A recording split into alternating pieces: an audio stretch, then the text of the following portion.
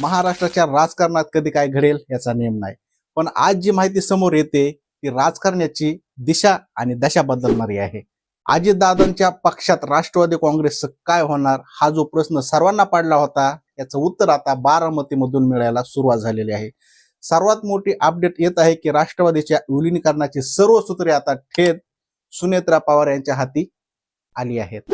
होय मंडळी, सुनेत्रा पवार अर्थातच अजितदादा यांच्या पत्नी. होय मंडळी, तुम्ही बरोबर ऐकलत.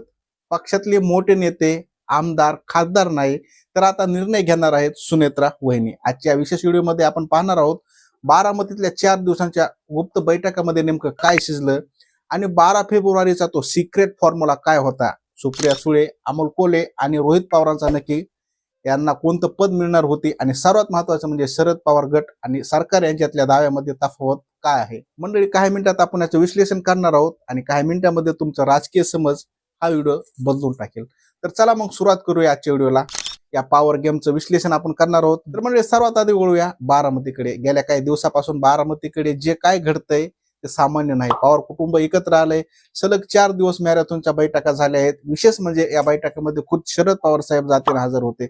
मित्रांनो, इथे एक गोष्ट समजून घेतली पाहिजे. अजितदादा यांच्या अनुपस्थितीत पक्षात जी पोकळी निर्माण झाली आहे ती भरून काढण्यासाठी कुटुंबाने एकमताने एक निर्णय घेतलेला आहे. तो निर्णय म्हणजे नेतृत्व सुनेत्रा पवार यांच्याकडे. राष्ट्रवादीतील एका वरिष्ठ नेत्याने दिलेल्या माहितीनुसार या बैठकीत ठरलंय की सुनेत्रा पवार जो निर्णय घेतील तोच अंतिम असेल.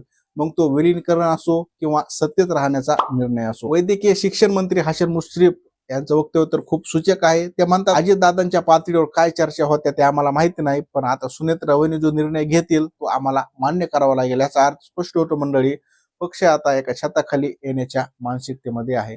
पण त्याची चावी सुनेत्रा ताई यांच्याकडेच आहे. मित्रांनो, सुनेत्रा पवार आधी सक्रिय राजकारणापेक्षा समाजकारणात होत्या, पण आता अचानक त्यांच्याकडे इतकी मोठी जबाबदारी येण्याचं कारण काय? कारण पक्षाला एका चेहऱ्याची गरज आहे जो कुटुंबाला आणि पक्षाला जोडून ठेवू शकेल. 10 फेब्रुवारीला होणाऱ्या मंत्रिमंडळ बैठकीत सुनेत्रा पवार उपस्थित राहणार आहेत. यावरून याचं महत्व अधोरेखित होतंय. आता आपण येऊ या व्हिडिओतल्या सर्वात महत्वाच्या भागाकडे. राजकीय वर्तुळामध्ये एक जबरदस्त चर्चा आहे.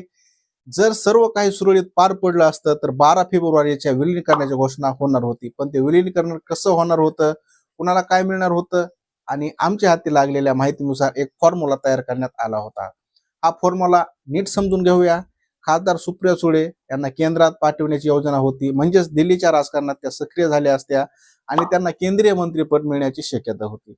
खासदार अमोल कोल्हे यांच्याकडे राष्ट्रवादीच्या प्रदेश अध्यक्षपदाची धुरा सोपवली जाणार होती, म्हणजेच संघटना वाढवण्याचं काम कोल्हेंकडे होतं. जयंत पाटील आणि रोहित पवार, जयंत पाटील यांना राज्याच्या मंत्रिमंडळात स्थान आणि तरुण चेहरा म्हणून रोहित पवार यांना राज्यमंत्रीपद मिळणार होतं. राज्याचे सर्व अधिकार आणि राज्याच्या सत्तेची निर्णयांची सर्व सूत्रे अजितदादांच्या गटाकडे आणि आता सुनेत्रा पवार यांच्याकडे राहणार होते. मंडळी, जरा विचार करा, जर हा फॉर्म्युला सत्यात उतरला असता तर महाराष्ट्राचं राजकारण कसं बदललं असतं. शरद पवार यांचा गट आणि अजित पवार यांचा गट एकत्र आल्यावर विरोधी पक्ष उरलाच नसता. हा फॉर्म्युला दोन्ही गटांसाठी विन विन होता का, यावर तुमचं काय मत आहे कमेंटमध्ये नक्की सांगा. पण हा फॉर्म्युला कागदावरच राहिला की काय, कारण 12 फेब्रुवारीची तारीख तर जवळ आली, पण घोषणेचं काय. मंडळी, राजकारणात जे दिसतं ते नसतं. 12 फेब्रुवारीच्या फॉर्म्युलेची चर्चा एका बाजूला सुरू असतानाच दुसऱ्या बाजूला दाव्यांचा गोंधळ उडाला. शरद पवार गटाचा दावा. शरद पवार गटाचे नेते ठामपणे सांगतात की 17 जानेवारीलाच अजितदादांसोबत बैठक झाली होती आणि त्यात विलिनीकरणावर शिक्कामोर्तब झालं होतं. त्यांच्या मते जिल्हा परिषद निवडणुकीनंतर दोन्ही पक्ष एकत्र येणार आहेत हे ठरलं होतं. पण इकडे एक ट्विस्ट आहे. अजितदादा यांच्या गटाने हा दावा फेटाळून लावला आहे. इतकंच नाही तर मुख्यमंत्री देवेंद्र फडणवीस यांनी स्पष्ट शब्दात सांगितलं की विलिनीकरणाबाबत अजितदादा यांनी माझ्याशी कोणतीही चर्चा केली नव्हती. मंडळी, जर शरद पवार गटाला सत्तेत यायचं असेल तर भाजपची म्हणजेच देवेंद्र फडणवीस यांची परवानगी नको का? मुख्यमंत्री म्हणतात चर्चाच झाली नाही आणि पवार गट म्हणतोय फॉर्म्युला ठरलाय. मग हा कम्युनिकेशन गॅप आहे की एक राजकीय खेळ? अजून एक शंका उपस्थित होते, ती म्हणजे शरद पवारांचा पक्ष अजितदादांच्या पक्षात विलीन होणार होता की अजितदादांचा पक्ष शरद पवार यांच्याकडे परत येणार होता. हा तांत्रिक मुद्द्यावर अजूनही कोणी स्पष्ट बोलायला तयार नाही. या सगळ्या गदारोळात प्रदेश अध्यक्ष सुनील तटकरे यांनी एक महत्वाची माहिती दिली आहे. त्यांनी सांगितलं की 10 फेब्रुवारीला मंत्रिमंडळ बैठकीनंतर विलीनीकरणावर सखोल चर्चा होईल. सर्वात मोठी अपडेट ही आहे की सुनेत्रा पवार दिल्ली दौऱ्यावर जाण्याची शक्यता आहे. ते त्या पंतप्रधान नरेंद्र मोदी आणि राष्ट्रपतींना भेट घेऊ शकतात. जर ही भेट झाली तर समजून जा की काहीतरी मोठं घडणार आहे, कारण दिल्लीच्या संमतीशिवाय महाराष्ट्रात इतकं मोठं राजकीय समीकरण बदलणं शक्य नाही. आता चेंडू पूर्णपणे सुनेत्रा पवार यांच्या कोर्टाकडे आहे, ज्या भाजप सोबत एनडीए मध्ये राहण्याचा निर्णय कायम ठेवतात की पुन्हा स्वघरी परतण्याचा निर्णय घेतात. यावर महाराष्ट्राच्या राजकारणाचं भवितव्य सुद्धा अवलंबून आहे. तर मित्रांनो, ही होती राष्ट्रवादीच्या विलीनीकरणाची आजवरची सर्वात सविस्तर इनसाइड स्टोरी. एका बाजूला सत्तेचं समीकरण आणि दुसऱ्या बाजूला कुटुंबाचं एकत्र येणं आणि तिसऱ्या बाजूला सुनेत्रा पवारांचं उदयनमुख नेतृत्व.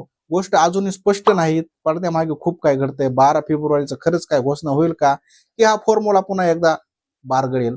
सुनेत्रा वहिनी काय निर्णय घेतील? तुम्हाला काय वाटते? दोन्ही राष्ट्रवादी काँग्रेस पक्ष एकत्र यायला हवेत आणि जर झाले तर त्या भाजपसोबत असाव्या या विरोधात? तुमची प्रतिक्रिया खाली कमेंटमध्ये नंदीत नोंदवा. मंडळी, राजकारणाच्या अशाच सखोल विश्लेषणासाठी आताच आपल्या चॅनलला सबस्क्राईब करायला विसरू नका. तेव्हा पुन्हा भेटू अशाच एका पुढच्या व्हिडिओमध्ये. तोपर्यंत जय हिंद, जय महाराष्ट्र.